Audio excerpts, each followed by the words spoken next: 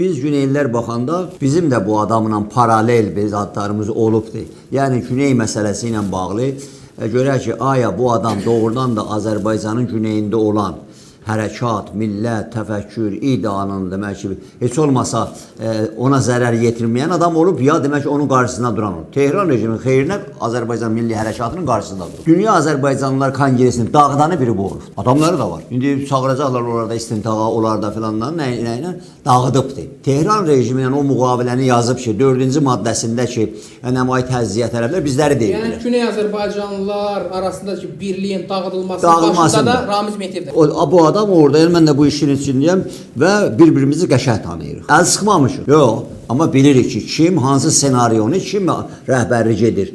Kim bu senaryonu demək ki, qabağa aparır və necə də ki, bu Azərbaycanın milli hərəkatına güneydə hansı demək ki, zərbələr, dərbələr vurub, bu adam başçılığında olubdur.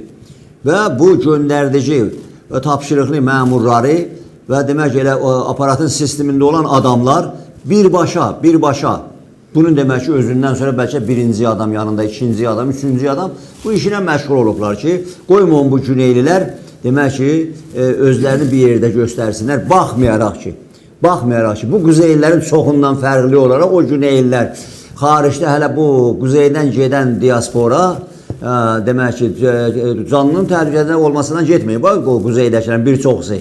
O güneydəki canlı təhlükədə olan gedən diaspora dünyada demək ki, hələ yerləşməyib, Azərbaycan Cumhuriyyəti dövlətinin yeni istiqlalını bərpa etmiş Azərbaycan Cumhuriyyəti dövlətinin bayrağını da daşıyıb, onların diasporasının missiyasında yerinə edib. Amma bunun məmurları, kimsə nə desə desin, 99% məmurları bu adam buyurdu da.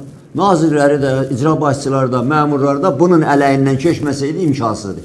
Və o sistemi yaradan və hələ indi də Azərbaycan dövləti dövlətçiliyi qutara bilmir. Nə qədər bu kök salıbdır.